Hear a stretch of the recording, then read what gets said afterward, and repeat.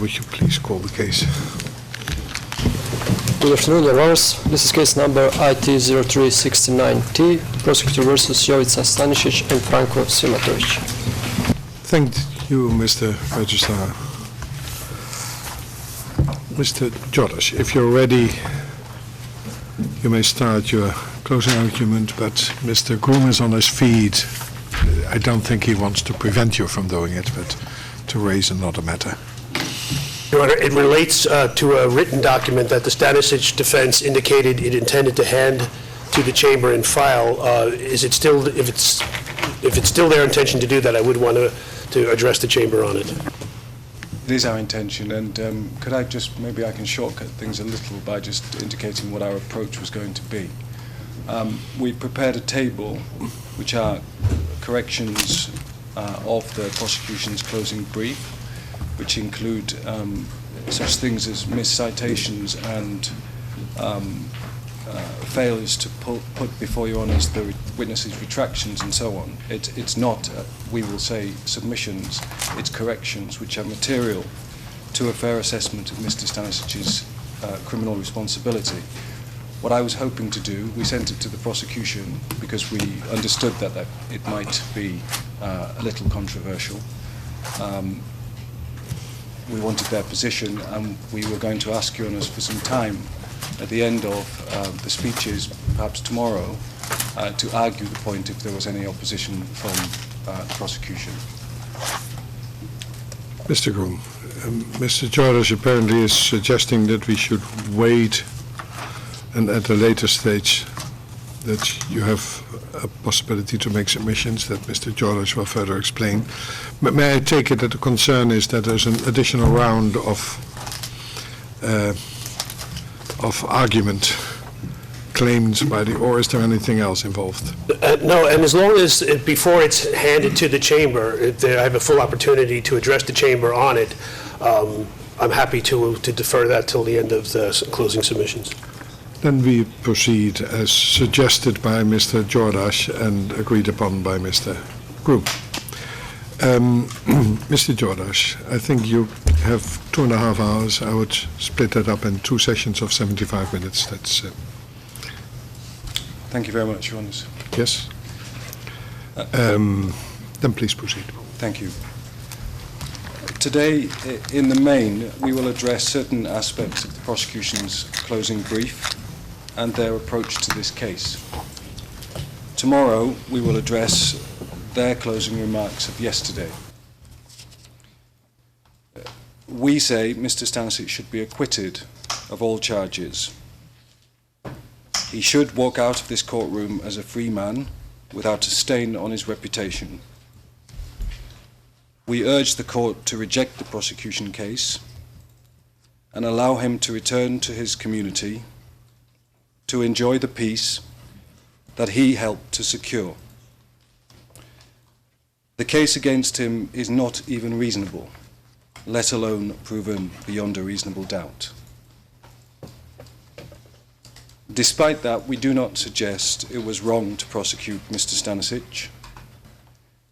We know that Mr. Stanisić's proximity to the events during the indictment period raises a degree of suspicion. But we submit that this trial has amply demonstrated that that suspicion tells us little other than Mr. Stanišić was the Serbian chief of security in a time of war. It was impossible to be an effective chief of state security during a bloody civil war without being proximate to the events. A skilled prosecutor and a handful of self-serving witnesses can use that fact to raise a prima facie case. But strain as they might, that suspicion cannot be transformed to proof beyond reasonable doubt. The evidence is just too equivocal, too unreliable, and too absent on critical issues to discharge that burden of proof. In 1991, Mr. Stanišić was an assistant in the State Security of Serbia, and from 1992 to 1998, he was the head. Of course, he was involved in the war. Of course, he was not without influence. Of course, he attended meetings with many of the critical players, including Milosevic, Martic, Babic, Karadzic, Mladic, and so on. Of course, he could not publicly express his disagreement with government policy. Of course, in meetings, he may have had to align himself with aspects of the Serbian government policy. This much we knew from the outset of the trial. We know that these facts raised legitimate questions. But these questions have not been fairly addressed by the prosecution in the conduct and closing of their case, nor have the answers proven a case beyond a reasonable doubt. Rather than conceding a single inch of this extravagant case, the prosecution pushes on, claiming that all aspects of its case have been proven beyond a reasonable doubt. As we shall argue in these closing remarks, by refusing to make a single concession and otherwise attempting to mask the collapse of their case on pivotal issues, the prosecution rides over Mr. Stanisic's presumption of innocence. Meeting with Milosevic and other Serbian leaders, providing security-related information to the Serbian government, communicating with Karadzic, Martic, and others to obtain the best information, being a channel of communication between the leaders on issues pertaining to the security of Serbia, fell squarely within the purview of his job. The prosecution must prove that Mr. Stanisic's proximity to the leadership and these activities were not in pursuance of his lawful duties, and they must prove beyond a reasonable doubt that they were in furtherance of crime. Instead, the prosecution continues to advance without providing the assistance to the court on these critical distinctions. Everything Mr. Stanišić did was in furtherance of crime. All his DB operatives were criminals. Every effort he made to secure the security of Serbia was illegitimate. Every motive was bad. He is responsible for all the supplies, each Serb force, and all the paramilitaries in one way or another. The prosecution has long since abandoned the pursuit of a reasonable case, let alone one that allows that Mr. Stanišić had a legitimate and vital, non-political task that involved the protection of millions of Serbian citizens. Serbia required a functioning security system. It required state security. This is the starting point, we suggest, for your honours, when one considers the presumption of innocence. It is not enough to point at presence in the field or other similar evidence consistent with the state security's tasks, and with a wink and a nod, urge your honours to conclude that these legitimate activities must have been a cover for something else. Of course, Mr. Stanišić could have resigned his job. He would have avoided the challenges of this criminal trial that have disrupted his life, maligned his reputation and undermined his health, but that would have been to take an easy road. And we say as forcefully as we can remaining in his job was the fit and proper and principled thing to do. The war was not his priority, but it was his concern.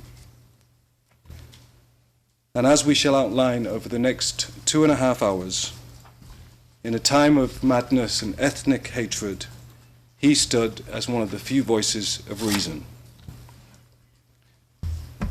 We say the evidence shows he has never been a nationalist, he has never hated non-Serbs, or believed in the superiority of Serbs. He has never believed in power for power's sake. At a time when leaders on all sides were marching to war, he, alone of all the leaders, reached out to the international community to assist them to bring this terrible conflict to an end. From the outset, he did not even believe it was possible to keep Yugoslavia together, let alone create a greater Serbia.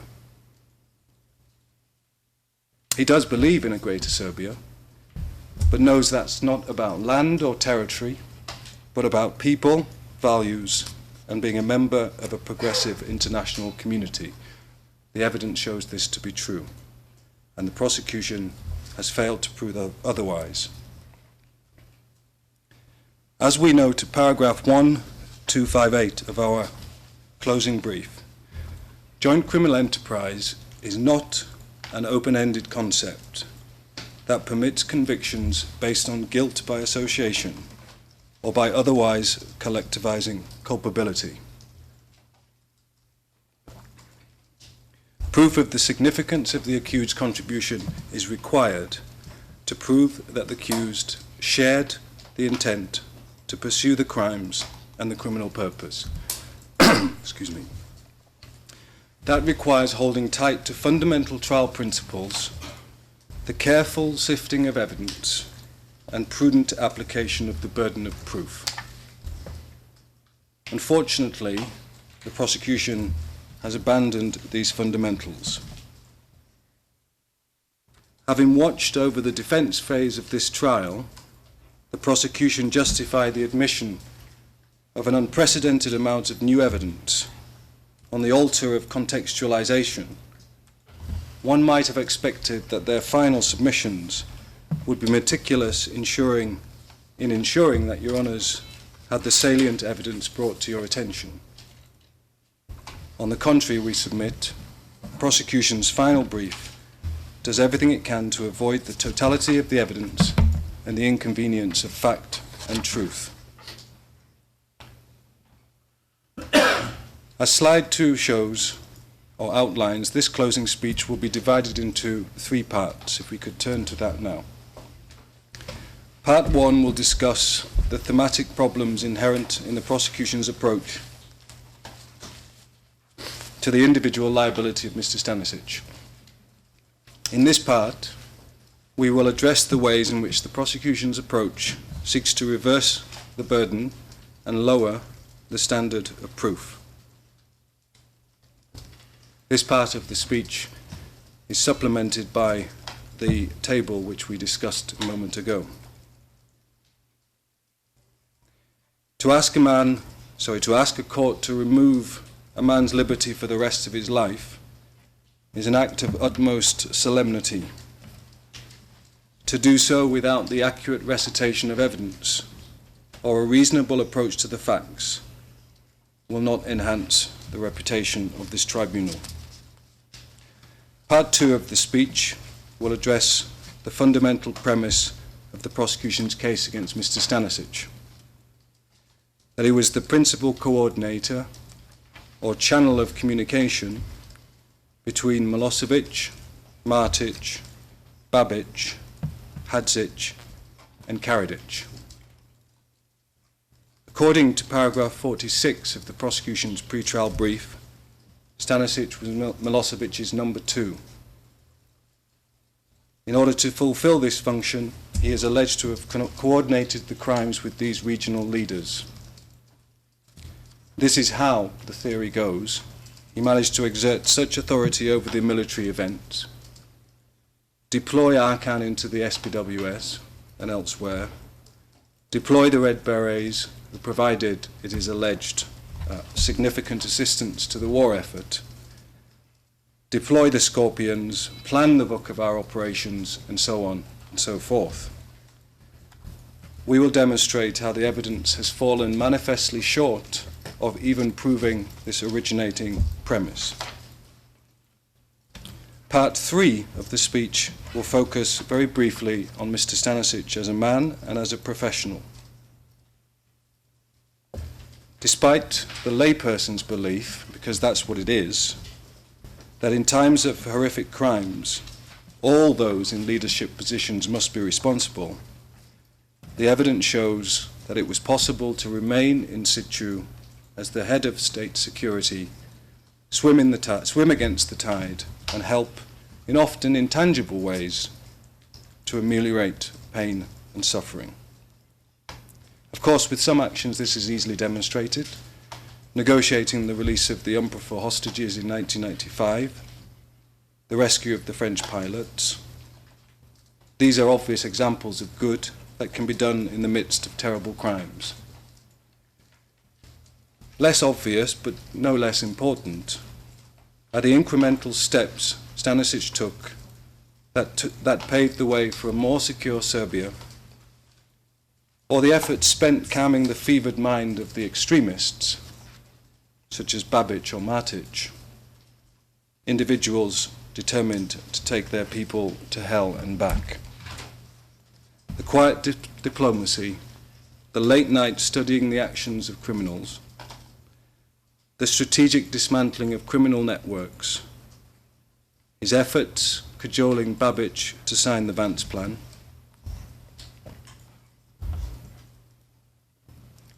his secret cooperation with vital international partners from 1991 onwards as the Balkans burnt in ethnic fury.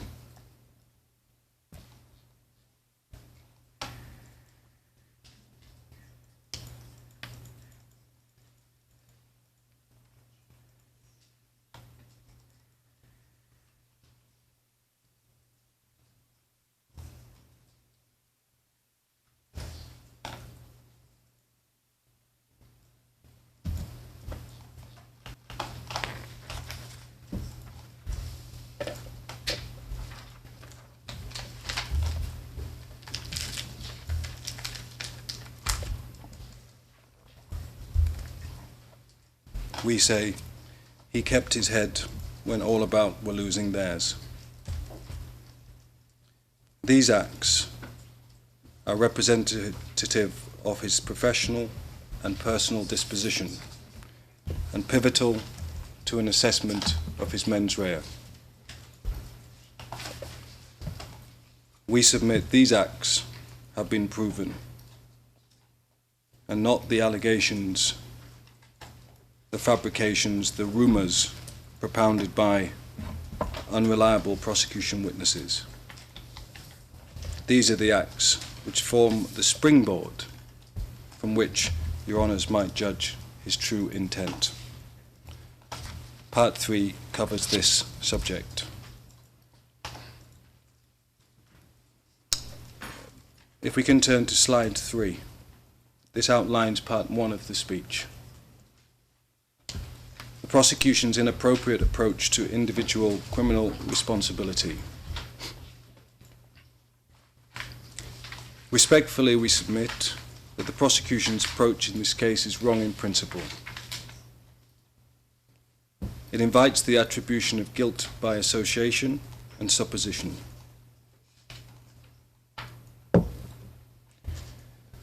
The case against Stanišić in almost all respects lacks direct evidence.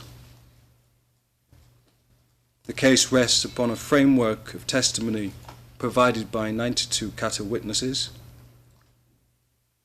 and an attempt to link Stanišić to Simatović and others through circumstantial evidence that consists largely of multiple hearsay and speculation.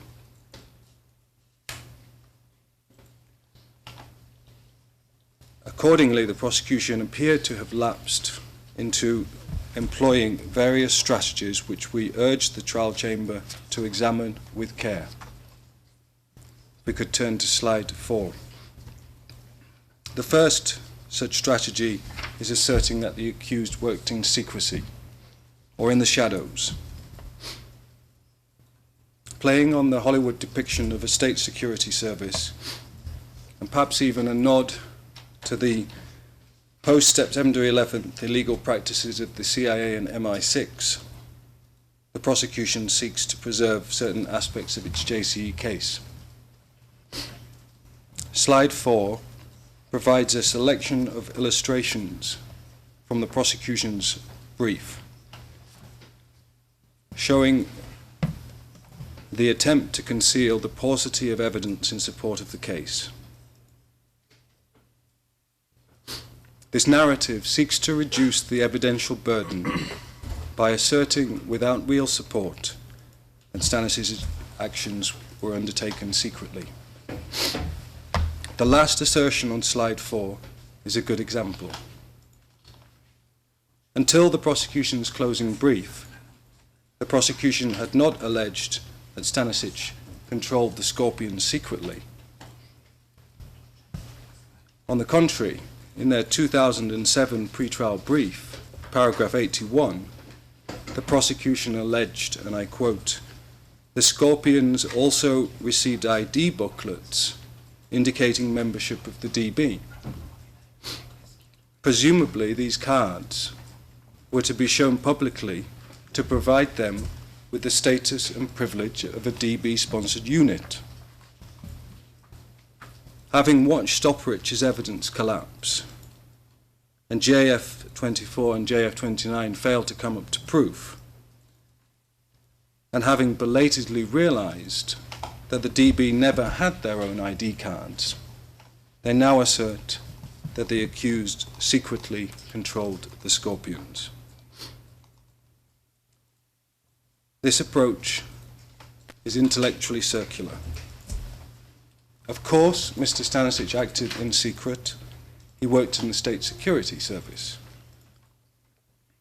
But as with protective measures, in this case, or cases at the ICTY, certain information is denied to the public, and for good reason. However, as with this trial, we in this room, the stenographers, the translators, the prosecution, registry, and defense, are privy to the so-called secret information. Likewise, in Mr. Stanisić's case, the public may not have known, but the insiders knew. If they didn't know, it's because Mr. Stanišić was not acting as the prosecution allege. Whilst not listed on slide 4, let's consider for a moment the thesis advanced by Babić. Babić is the only prosecution witness who gave evidence about the existence of a parallel structure in the Krajina. Babić claimed that the state security controlled that structure, and from the end of June 1991 onwards had overall control of the events at the time. And I quote, "This parallel structure bypassed the de jure civilian and military chain of command, provoked reaction and fear amongst the Serbs, which spiraled up into intolerance, violence, and eventually war." Babić indirectly supported this methodology by failing to speak out against their methods, according to his plea agreement. The problem with that thesis is that there is so little evidence to support it. Whilst there is evidence, unconvincing evidence, we say, of a leadership role for Stanišić in the creation of Golubić and the early financing of the Krajina police, it falls substantially short of suggesting any planning or command role that might start to look like a dominant military or political power structure, forcing the furtherance of a criminal purpose against the will of a prostrate Babic. The evidence is just not there. Of course, it was not possible for Stanišić to control all the military activity in the Krajina without anyone but Babic observing this to be the case. It is not possible for 5,000 men to have been commanded by a DB command unit without anyone knowing this to be true. Had there been truth to this, the insiders would know.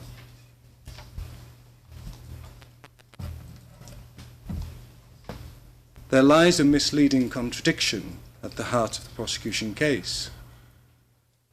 At the same time as alleging secrecy, they allege that Mr. Stanišić acted completely recklessly.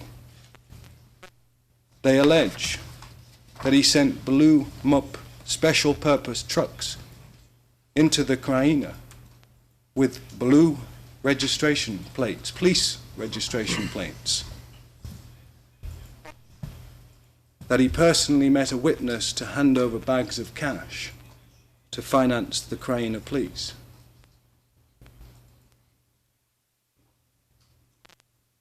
That he created a paramilitary group with flamboyant red berets that fanned out to the war zones, setting up 26 training bases and otherwise forming the backbone of the war effort.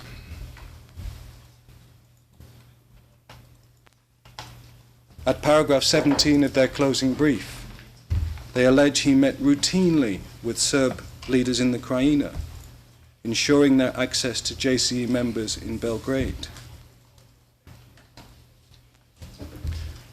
That he arrived in Dal in mid-September 1991, screaming in public with regard to the failure of the SPWS leadership to liberate Vukovar. That he, along with 5 other men, arranged hundreds and thousands of tons of military hardware through Prodanic and the Association of the Serbs to the RS and the RSK, who would meet practically on a daily basis. And yet the prosecution allege Stanišić worked in the shadows. It is simply not possible to have been responsible for delivering hundreds of thousands of weapons over the indictment period, as alleged by 92 Kata witness B179, without people knowing. Without, 5 people knowing, according to B179. Mladic and Milovanovic would at least have known. Instead, as we shall see shortly, there is instead a single reference in the Mladic notebooks of a single delivery by Prodanic, the chief of the 8th administration. And as we can see if we examine that entry, those weapons were not for the VRS. Mladic did not even have Stanishic's phone number until 1995. Milovanovic met Stanišić in 1993 and thought he was a waiter.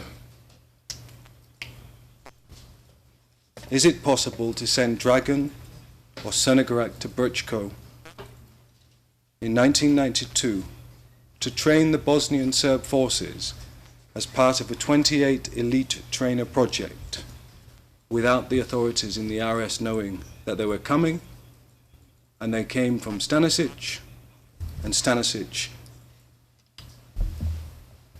wanted it to happen, and he was working with those VRS members. In short, when Stanišić or the DB was involved, it was known, not by the public, but by the military intelligence, by those receiving the supplies, by a multitude of mid-ranking men who had to assist with the arrangements. If the prosecution, after poring through the 9 million documents in its archives, cannot build a case against Mr. Stanišić, It's not because he was working in the shadows. It's because it's not true. We could turn to slide 5. The second strategy employed by the prosecution to reduce their evidentiary burden is the invitation to disregard the appeals chamber's requirements that the contours of the criminal purpose be defined and proven beyond a reasonable doubt.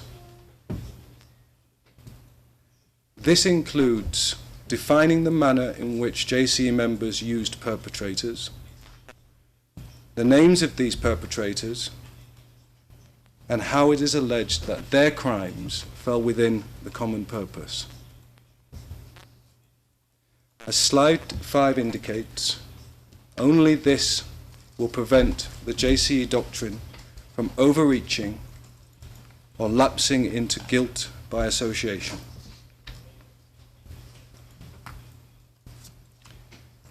In this case, the prosecution failed to provide the accused with consistent information concerning the case against him, principally regarding the non-JCE members he is alleged to have used to further the common criminal purpose. As we note in the first section of our closing brief, their original case of 28 elite trainers, the core of the unit, has collapsed. Instead of admitting this fact, the prosecution sought to build a new case. We could turn to slide 6. The defence has consistently objected to the manner in which the prosecution attempted to build its new case.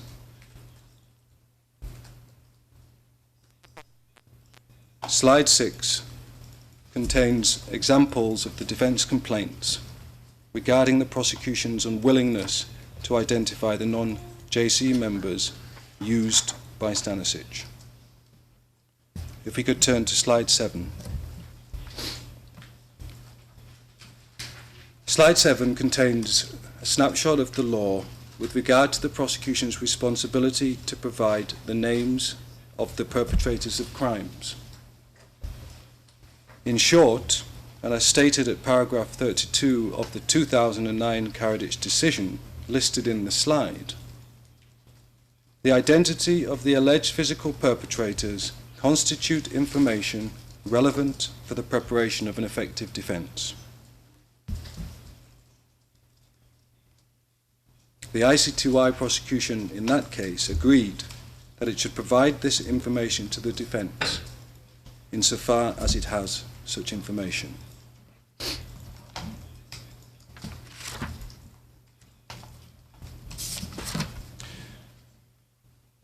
The trial chamber is aware of the defence concern about this issue.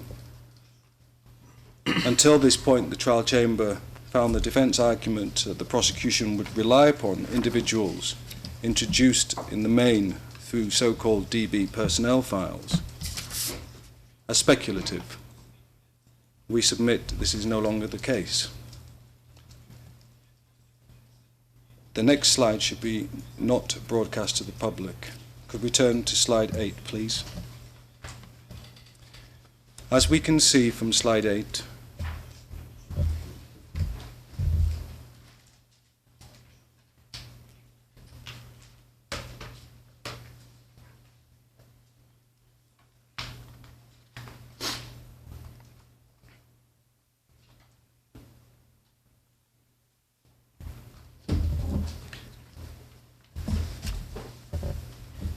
Slide 8 contains a list of 48 non-JC members or physical perpetrators, including the core 28 that we began this case with, where we accept the prosecution provided some notice.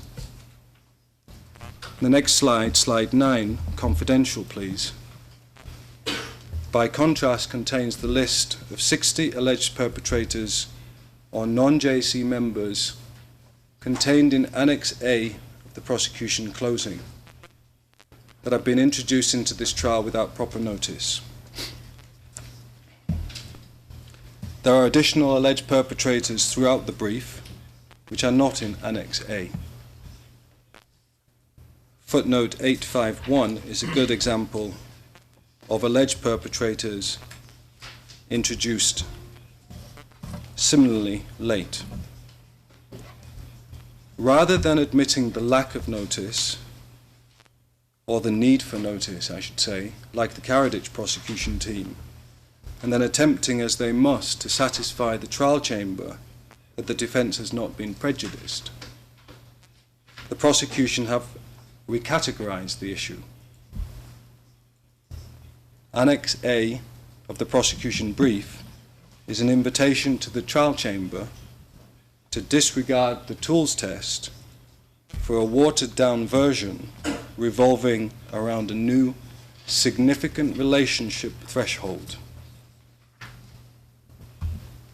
Or allow me to put that threshold into the logic of the prosecution submissions yesterday. Your Honours can be satisfied that Kostic, Kojic, and all those who had any relationship with the DB at any time or any place was at the behest of Mr. Stanišić because, and I quote, their actions were carried out in accordance with how Stanišić intended to use the Serbian DB to further the JCE. The prosecution, they said yesterday, does not need to produce evidence of an order directly from Stanišić in order to meet its burden of proof. In other words, you can conclude that those with a significant relationship to the DB was acting at Mr. Stanisić's behest because the DB was acting in furtherance of the common purpose. And we know that those people were acting in furtherance of the common purpose because the DB was acting in furtherance of the common purpose. A wonderful circularity that removes the need to prove any act by Stanišić other than maintaining his post in the DB. Annex A should in fact be called Index of Persons with a Significant Relationship to the Serbian DB, also known as the 28 core plus alleged perpetrators we want to introduce into this trial without proper notice. Or perhaps something like index of men we want to use to incriminate in some unspecified way, but without respecting JCE law. If the prosecution does not accept this, perhaps in their reply, they might enlighten us with what the chamber should do with persons who they say have a significant relationship with the DB.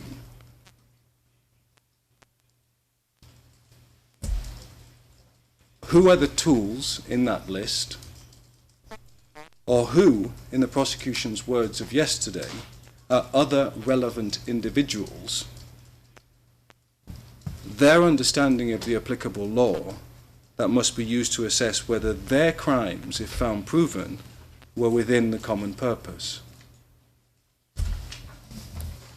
Any actions in furtherance of crimes or crimes committed by men who have not been defined at the outset as tools with notice provided as to how they were used and by whom should be, we submit, dismissed from this case. The third strategy we submit employed by the prosecution is to conflate the DB's intelligence work with crime. It amounts to an assertion that the presence of DB operatives in the field must mean that they were engaged in crime at the behest of the accused.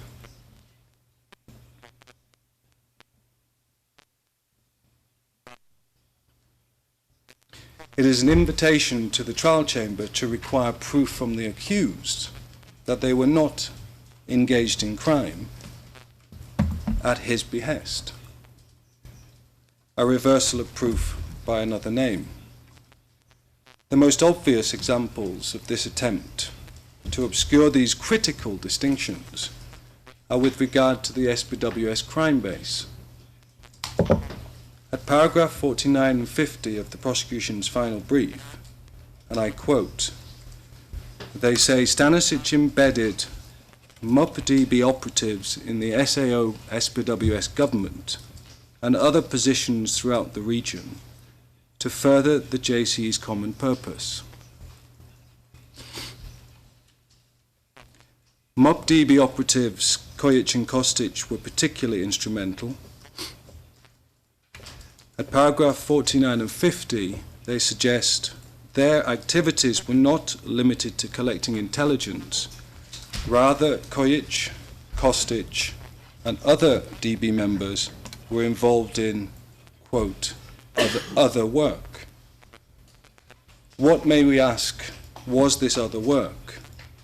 It has not been, we suggest, defined.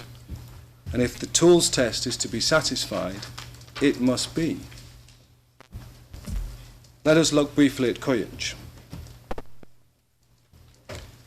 Despite not mentioning this alleged perpetrator in the indictment or pretrial brief, he has played an inordinately large role in this case. The prosecution wants you to accept that his other work was at the behest of Stanišić. Not because they can show this to be the case, not because they can point to a single order or instruction that came from Stanišić, but because he was engaged as an intelligence operative by the DB. If we can turn to slide 10, please. The dangers of this approach are obvious but worth highlighting. Slide 10 is a quote by witness Bogunović, a prosecution witness. Witness Bogunović demonstrates that even though the prosecution seek to obscure the critical distinctions between intelligence gathering and other work that is capable of being considered in furtherance of crime, those on the ground did make those distinctions. As the witness noted, well, the way I saw it at the time, it seems that people who were appointed, referring to Kojic, were those who would certainly keep them, authorities in Belgrade, posted at all times about what we were doing in the government and what was happening in the area.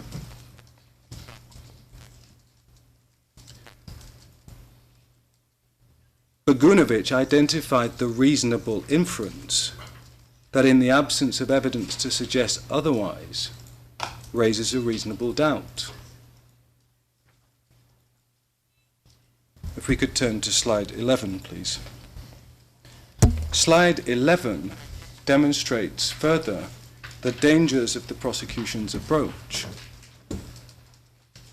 Kojic's other work at this critical time was at the behest of others, such as Simatović, the Minister of Defense, ordering Kojic personally in every aspect, it would appear, of his combat military duties. The prosecution must prove, therefore, in each case, that Stanišić, not the likes of Simatović, were passing these types of orders. It is equally wholly unsatisfactory to take undisputed evidence of Badger's role and command over Kojic prior to Trnovo and presume, nonetheless, that Kojic must have been acting at the behest of Stanišić. Why? Because he was employed in the DB. Mr. Martin is under my control during this court hearing, but if he fails to comport himself unprofessionally during his ICTR case, why should I take the blame? If we can turn to slide 12, please. The fourth strategy which reduces or risks reducing the burden of proof is the prosecution's attempt to obscure the distinction between institutions and individuals. Of particular concern is the prosecution's attempt to link Stanišić to every single action of any individual with any DB connection. From Bogdanović, his superior, to Simatović to Badger, and so on, without evidence that they're acting at Stanisić's behest. The prosecution need to isolate what are the acts of the JC members, who are their tools, distinct from Stanisić's contribution and his tools, and assist your honours in a question of whether, in the end, Stanisić's contribution, if found, was significant.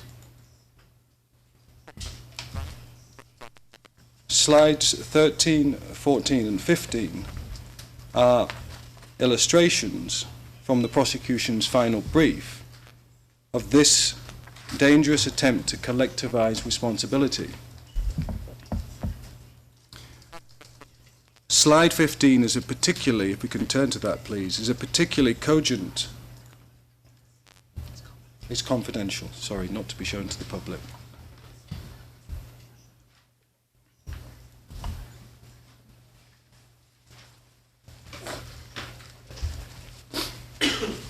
Slide 15 is a particularly cogent example of the third and the fourth strategy combined. The prosecution invites you to attribute Milos's arms supplies on behalf of the Serbian MUP to Stanišić on no other basis than the DB used him since 1991 to gather intelligence. From intelligence to arms supplies, from the MUP to Stanišić and the Serbian DB, in a cutting and pasting and conflating exercise that has no place in a criminal trial. Finally, if we can turn to slide 16, perhaps most seriously, the prosecution have approached the evidence in the ways listed on this slide, and more, we say. Strategies to fill the gaps where evidence should be, to lead the chamber down the wrong evidential path. We accept, as noted by the prosecution yesterday, one mistake in our final brief at paragraph 1175. We accept that the Scorpions only became part of the reserve forces of the PSI in 1998 or 1999. That error, and perhaps there's a handful of more, we suspect not many, are dwarfed by the prosecution's errors. And slide 16 is an outline of some of the most serious. What does this mean? Well, we say this, that the only way to put a coherent case against Mr. Stanišić together is to approach this evidence selectively and engage in selective submissions. Perhaps then the evidence might look reliable.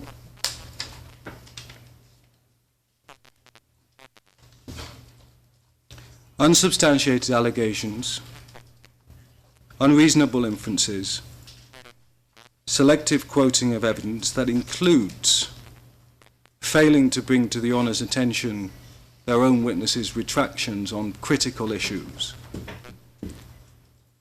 reliance on evidence that needs corroboration, using evidence admitted and argued for admission for one purpose for another, and so on. Slides 17 through 29 are some representative samples taken from the prosecution final brief, demonstrating this unfortunate approach. 17, 18, 19, 20, 21, 22 and 27 are confidential. Well, I will not take your honours through them, but leave them with your honours for consideration later. Forceful advocacy is one thing, ignoring retractions quite another. Relying heavily on Mladic's notebooks to prove that Stanišić agreed with the goals of the JCE, or that he was engaged in supplies of weapons, without acknowledging that Mladic is an accomplice, that he has removed Srebrenica from these notebooks, along with Sarajevo, not acknowledging that there is evidence to show that he was part of a VRS military security plan to declare all associates of MUP Serbia as extremists and paramilitaries, is a curious approach to a fair trial. Why, may we ask, does the prosecution suggest that Kovacevic's evidence concerning Trnovo should be corroborated, but not that of Mladic, as they said yesterday at transcript 20239? Well, the reason is obvious. Kovacevic isn't important for this trial. Mladic, given the paucity of evidence elsewhere, may well be. The prosecution claimed yesterday that the Stanišić defence fails to explain how implicating Stanišić in sending Arkan's men and the Scorpions to PAOK would benefit Mladic. They are right. We didn't explain that. We thought it was obvious. It's the same answer to the question, why are Srebrenica and Sarajevo not mentioned in his notebooks? It's the same answer to the question, why are the prosecution using that evidence to draw massive inferences with regard to Stanisić's command, or alleged command of these units from 91 to 95?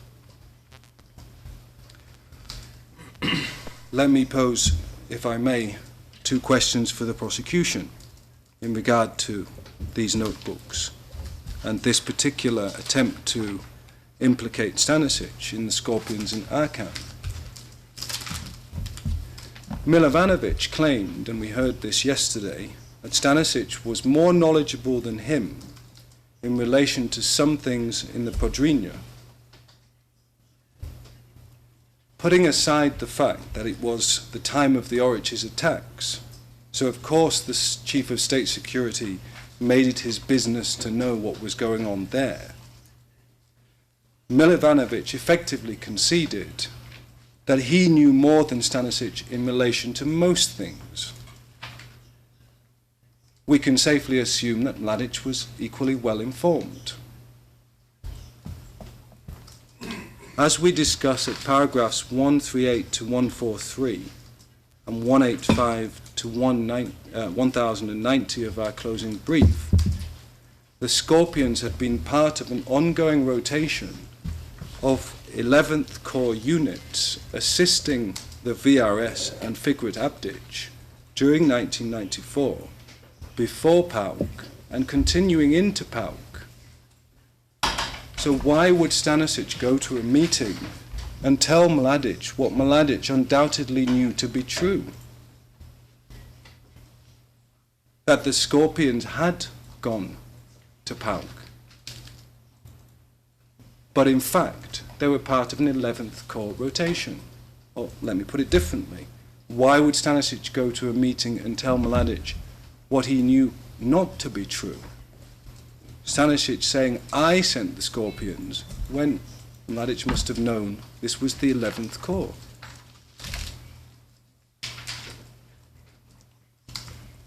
Secondly, why would Stanišić tell Mladic that he had sent men from Erdut, meaning Arkan's men, when, according to the prosecution case, Simatović arranged to collect Arkan's men from Belgrade. Stanišić, the astoundingly well-informed DB chief, must have known what almost everyone else knew, that Arkan's camp in Erdut closed in late 1993 and only reopened in May of 1995. Your Honours will find our arguments developed in paragraph 1040 of our closing brief. Arkan's men were not at Erdut. This is a clumsy attempt by Mladic to implicate Stanišić. And even if it's not, we suggest the right approach is to look for corroboration, and the prosecution's attempt to rely upon these notebooks without is likely to create the conditions for a miscarriage of justice. If we can turn to slide 30, please. Not to be shown to the public.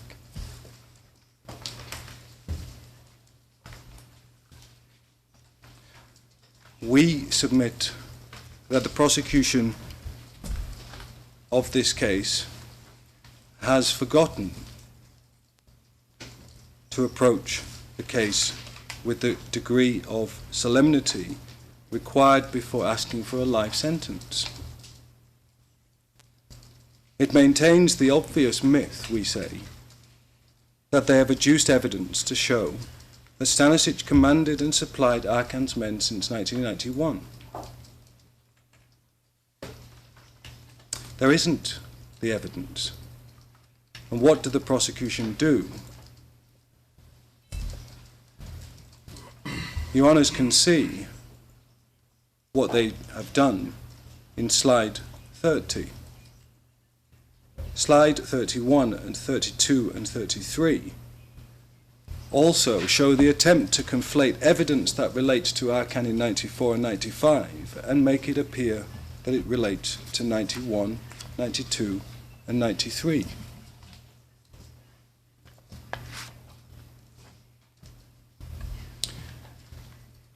So to conclude part one of these closing remarks, the reality is these strategies would not be needed if the case against Mr. Stanišić wasn't so weak.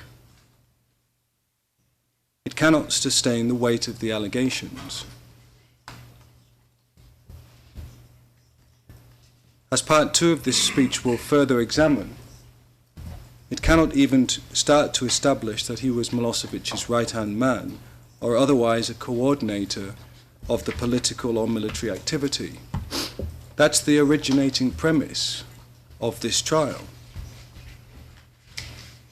The evidence doesn't establish that he was the paramount coordinator of supplies.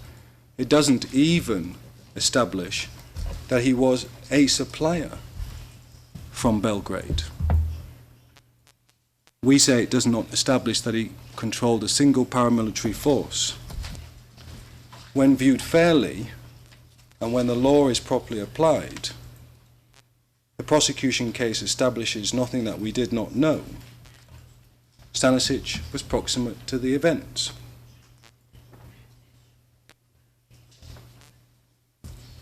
The burden and standard of proof is not some ethereal concept that cannot be defined for practical purposes. The prosecution's avoidance of inconvenient evidence and the spinning of much of the rest is the antithesis of that standard, which requires first a consideration of the totality of the evidence, and second, the exclusion of all reasonable inferences.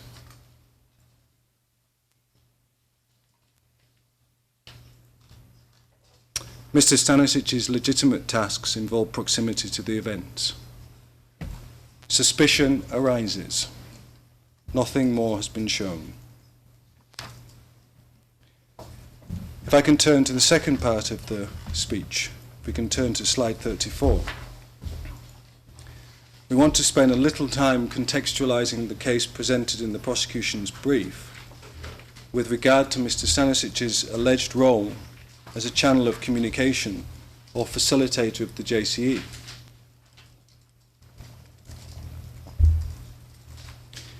As can be seen at paragraph 187 of the prosecution closing brief, the prosecution's case is that Mr. Stanišić served as a channel of communication, facilitating the JC members in furtherance of crimes pursuant to the common purpose. He is said to have coordinated the activities between Milosevic and Babic, Milosevic and Hadzic, Milosevic and Martic, Milosevic and Karadzic.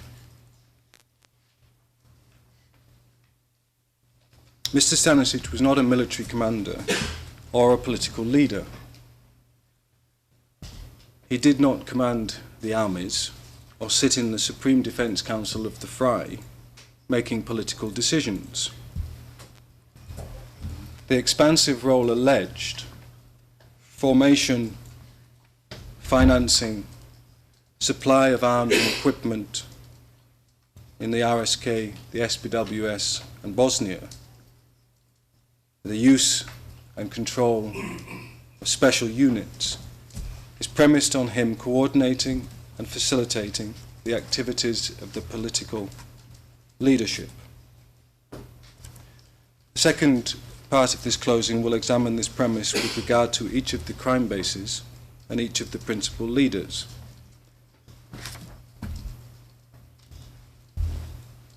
The prosecution's case, we submit, has not been proven. With regard to the SAO Kraina, Your Honours will appreciate that the case against Mr. Stanišić is premised on his alleged relationship with Martic and Babic.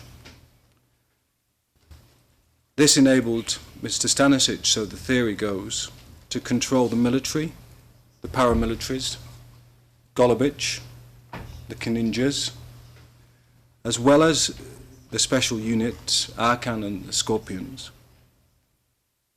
We will address first Martic and then Babic. Slide 35 should be confidential, please. Slide 35 sums up the prosecution's principal allegations concerning Mr. Stanisić's alleged role as coordinator of Martic's activities. If Your Honours have a look at that very briefly, Your Honours will see that the most startling feature of this critical aspect of the case is the almost exclusive reliance on JF-39, one of Martic's hired men. Technically, corroboration is not required. But of course, if Your Honours, we submit, are to respect the presumption of innocence, it is essential in this instance, because to establish that Stanišić was the key coordinator of all Martic's activities, common sense and legal principle dictates that more than one man's word is required. Especially JF-39, an accomplice, and a man with a reputation as a bully and a thief. Your Honours will recall JF-39's account. We discuss him at length in our closing brief. His account is replete with contradictions on vital issues. The prosecution may well respond and say, well, no, his evidence is corroborated by Babic. As we know, Babic claimed that the relationship between Martic and Stanišić overwhelmed him and led him into a violation of international law. JF-39 was relied upon to provide the detail of this alleged relationship, claiming that he observed Mr. Stanišić coordinating all the assistance from the Milosevic government to Martic's nascent police force. There can be little doubt, we submit, that both men perjured themselves. If we could turn to slide 36, which should be confidential, please.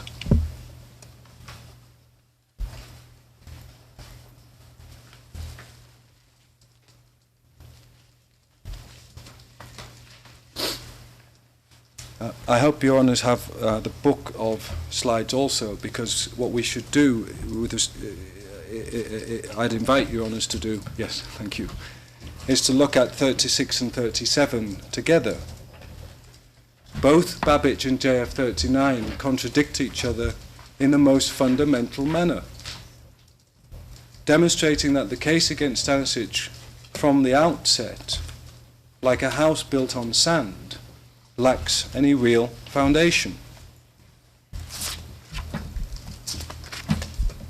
In sum, both Babbage and JF39 claim separately to have participated in the arrangements that led to Milosevic's assistance to Martić's police and the creation and supply of Golubic. JF39 claims that the arrangements for creating and supplying the police and creating Golubic were made in January of 1991 in a meeting between Bogdanović, Stanišić and Martić. It should be noted that this was allegedly the second stage, according to JF39, of the, let's call it the Golubic plan, a plan to create paramilitary forces that had already commenced, according to JF39, in September of 1990. Babbage, on the other hand, claims that the arrangements were first made in March of 1991, and Golubic was not part of those plans. He was in fact surprised when men from the DB turned up to create Golubic. So the prosecution asks you to accept that Babbage, completely unaware of Martić's arrangements with Milosevic and Stanišić, which had begun in September of 1990,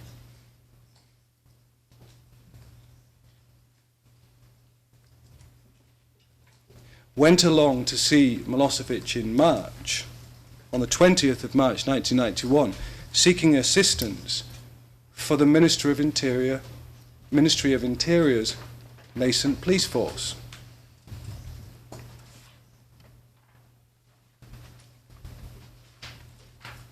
So according to JF39's account, at the time when Babbage went seeking for help for the SAO Ukraina's new police force,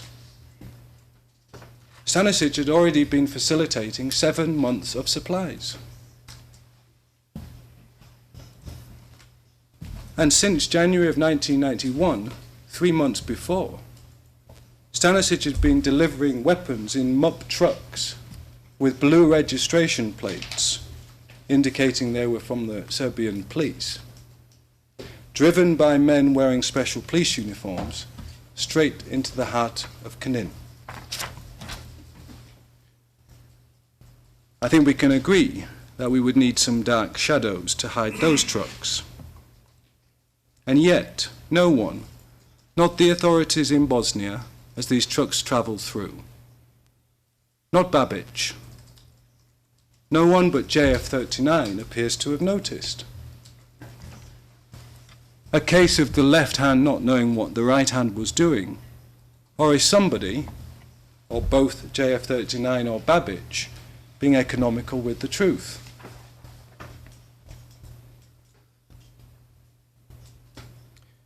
Is it possible that, or likely, that Babbage went separately to Milosevic in March of 1991, seeking urgent help for the police, completely unaware that Stanišić was coordinating Milosevic's supplies to Martić and had been doing so since September of 1990? Could we go into private session for a moment, please? We move into private session. Oh, I think it's also maybe the time for a break. Would you want us to leave? It depends on whether we split up in two portions or if we had a bit of a late start. So if you'd go on for 7 or 8 minutes, then we would have equal division between the two portions. But if Mr. Stanišić would prefer to have a break now, then we'll take that.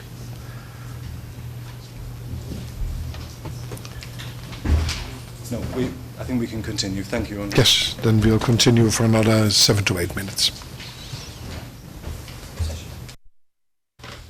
The members for an open session. Thank you. Thank you, Mr. Registrar. So let's suspend common sense for a moment and presume that Babic was completely unaware, and he did go to Milosevic in March of 1991, without appreciating that Stanišić, on behalf of Milosevic, had been coordinating for 7 months. If we can turn to slide 37, not to be shown to the... Oh, I think it can be shown to the public. Apologies.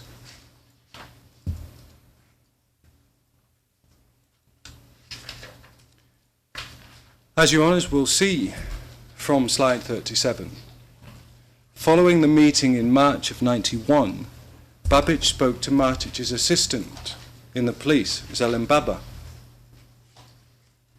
Did Zelimbaba turn around to Babic and say, "Dear President, let me tell you a story about Martic's brother, Mr. Stanišić, who he trusts 100%. Don't you know, he's been delivering weapons for 7 months. You didn't know that?" No. As an aside, why did Milosevic, Bogdanovic, or Stanišić not tell Babic at his March 1991 meeting, "Stop wasting our time, Mr. Babic. We've been assisting you for 7 months, not just to create the police, but for the barricades, the night guards. We're setting up a great training base." Nobody said that to Babic. And what does Zelimbaba tell Babic when Babic approaches him? Zelimbaba, Martic's assistant, says, "It is Curtes who has been kicking open the doors of the TO." Nothing about muck trucks, nothing about Stanišić, nothing about this so-called brotherly love. Could we turn to slide 38, please? Because there's a third version. It's confidential. According to the prosecution thesis, P975 is an excerpt from a speech Milosevic gave when addressing members of local councils on the 16th of March 1991. Allegedly, it is a reiteration of an order the day before that led to the creation of Golubic. Slide 38 contains the relevant excerpt. And yet, according to JF39, upon which the case against Stanišić hangs in relation to supplies and coordination with Martic, Milosevic had been engaged in creating new police forces in Krajina since September of 1990, or at least from January 1991.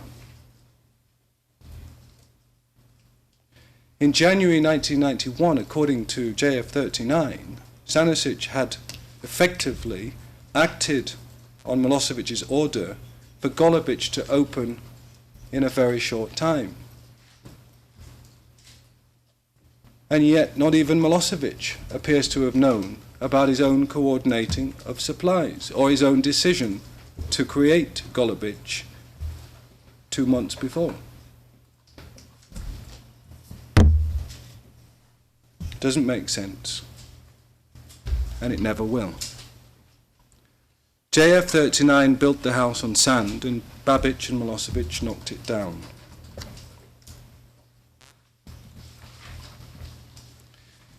Slide 39, please, should remain confidential.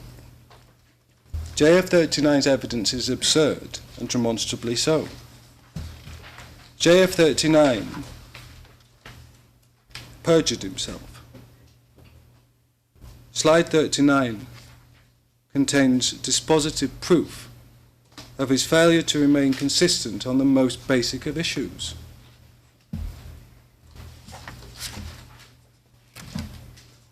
Did Stanishic's arming or his coordinating on behalf of Milosevic stop in June, or did it go on for the entire 5 years?